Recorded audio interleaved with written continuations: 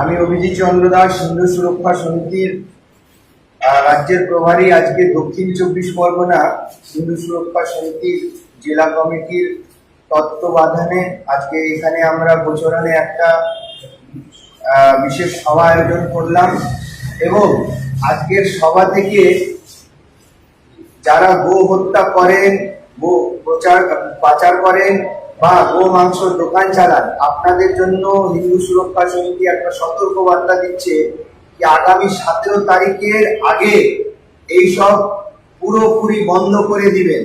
হাত জোড় করে অনুরোধ করছি, গৌমাতা আমাদের ধর্মীয় এক পবিত্র পশু, গৌমাতাকে আমরা পুজো করি। আগামী 17 তারিখের আগে আপনারা যেখানেও গো হত্যা করছেন, গো পাচার করছেন, অবৈধ পাচার করছেন বা গো মাংস বিক্রি করছেন, বন্ধ করে দিবেন। 17 তারিখ পর্যন্ত সময় দিলাম। 17 তারিখের পরে এই দক্ষিণ 24 পরগনায় কোনো গো হত্যা হবে না।